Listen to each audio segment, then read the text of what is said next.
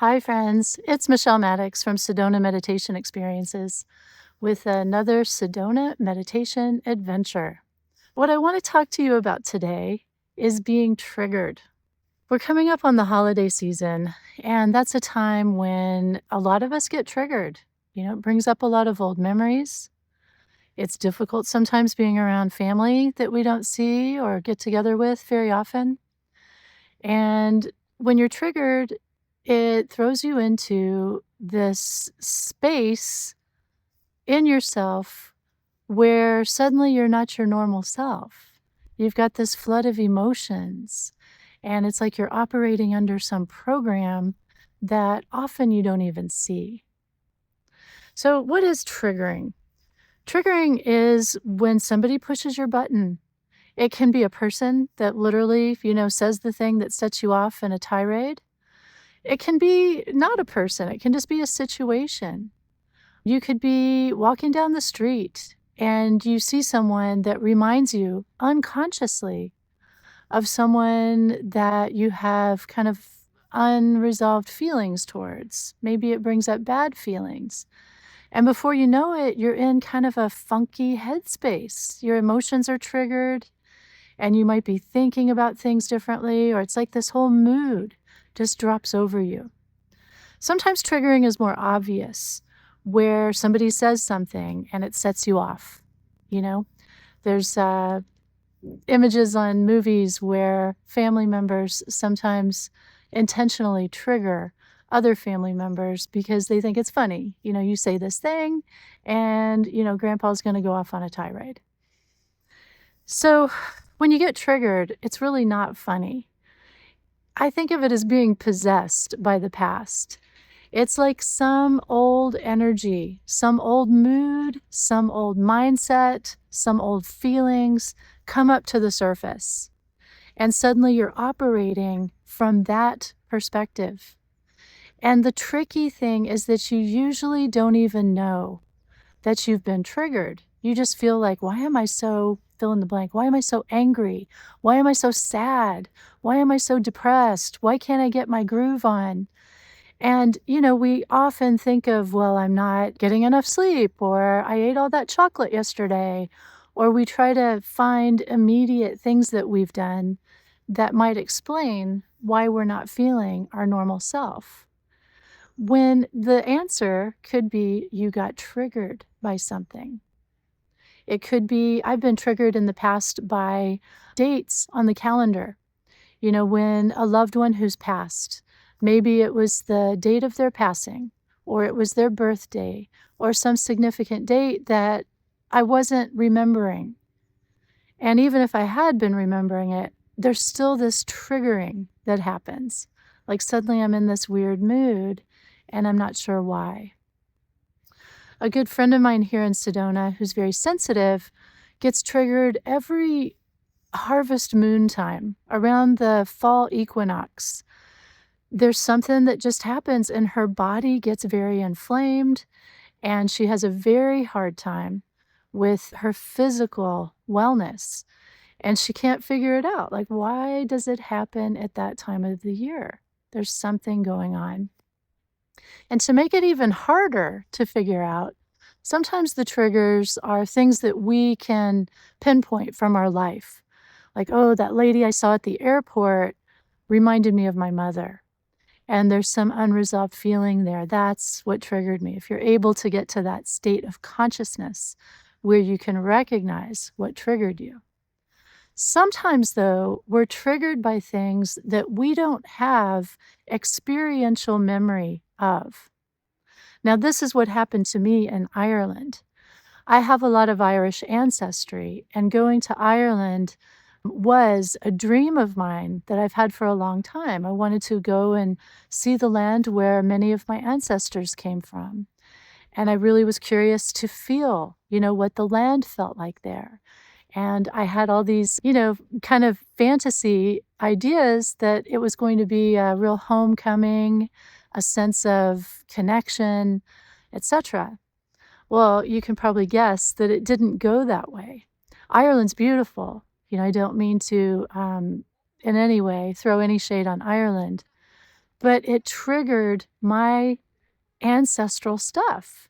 So it's not even things that I have conscious memories of. They're like echoes of memories. But I found myself feeling really just caged in Ireland and really like angry about all the churches and graveyards on the landscape. I somehow wanted to see it differently. You know, I connect to my ancestors that go back many, many hundreds, if not thousands of years ago. So it's completely irrational. But my sort of felt connection to my ancestors is an ancient one. And it was a time when the landscape was different, when Ireland was different. And to constantly see all the changes, all the conquering, really, of that way of life and that experience, it was very difficult. And so I got triggered. And it was an interesting trip because, you know, it's one thing to have all your fantasies and want to experience all these great things, and a completely different thing when you're triggered. I've seen this happen in Sedona. You know, Sedona is a place where people come and it's got a lot of expectation. You know, there's the vortex story and there's all these grand, you know, you're going to tap into some spiritual side of yourself. And they come here and they tap into something else. And it makes them angry. It makes them, you know, cynical. It makes them discouraged. And so they're operating like they're possessed by this emotion that's not letting them tap into the beauty that's here, because for whatever reason, they are triggered and feeling a very different set of emotions. So it's difficult, you know, and some people are very unconscious about all of this. They get triggered and they behave like, you know, like a jerk towards the people in their life, or they're just unhappy and they make poor decisions from that place of unhappiness, maybe deciding to cover up the feelings with alcohol or drugs or numbing out behavior. You know, there's a whole lot of ways that people handle being triggered.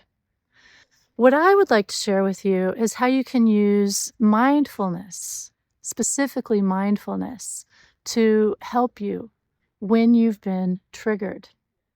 Now, it's challenging because, as I've said, you don't always know when you've been triggered. It's kind of something that you have to piece together. You know, for me, with my Ireland trigger, I kind of knew it when I was in Ireland because I had some surface emotions that I could tie to, oh, I don't like seeing the landscape this way. I don't like the way the energy feels so heavy. So I was able to recognize that there were things going on that didn't quite agree with me. But recognizing that I'd been triggered by something, that's taken a few weeks to really work with, to sit with. So it's challenging. My behavior during that trip was not the behavior that I would have liked to have walked with on my journey to Ireland. But that's the way it goes. You know, sometimes we get thrown into our trigger and it's the best we can do to survive. So don't judge yourself, right? This is the first thing. Do not judge yourself. That's not going to help anything. And if you are fortunate to be able to recognize that, hey, I might have been triggered by something here, or you recognize like, hey, I just suddenly had this mood shift and I don't know why. I don't know where this came from. That's the time to sit down and maybe do some inner practice. You know, close your eyes, breathe, you know, use the skills that you have. Connect to the earth. Make sure you're grounded. Often when we get triggered, we go up in the head and we're completely ungrounded. So grounding yourself to the earth, feeling yourself really connected to our beautiful Mother Earth, feeling that groundedness and centeredness in you. Occupy your heart and your belly. Let your awareness be anchored in your core.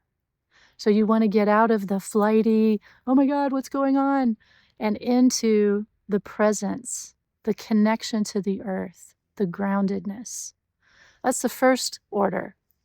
And then secondly, When you're able to calmly, breathe and be mindful about what's happening within you, you're going to use that mindfulness to look within, notice where you feel things in your body. Notice what gets stirred up when you gently reflect on the possibility that you may have been triggered. And you can ask yourself questions like, have I been triggered by something?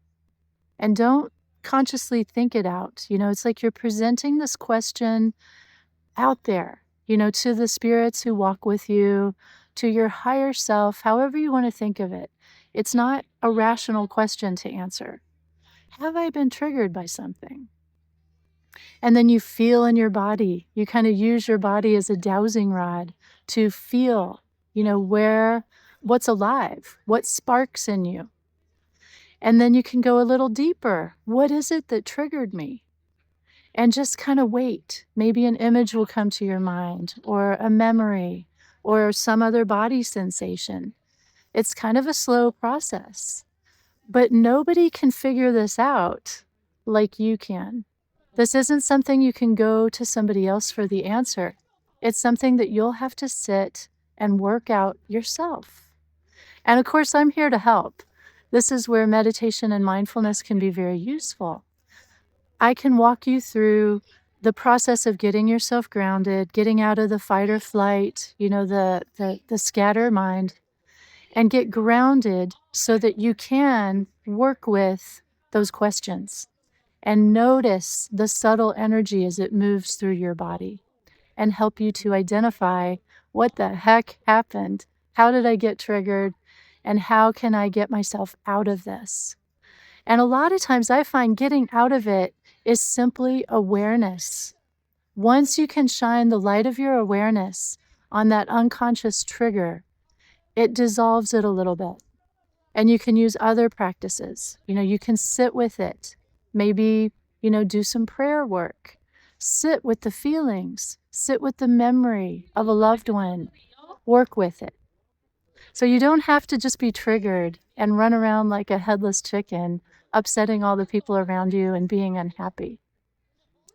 All right, my friends, that's it for me today. Thanks for listening. If you'd like to do some one-on-one work with me where I can walk you through this process, I have Zoom sessions now that are called Meditation Medicine. And we focus on whatever's going on with you. And I get you into that space and guide you through finding your own solution or creating a vision or whatever it is you'd like to do. I hope you're doing well, and don't let the holidays trigger you to the point where you miss out on the joy of them. Thank you for watching. Until next time, this is Michele Mattix saying bye for now.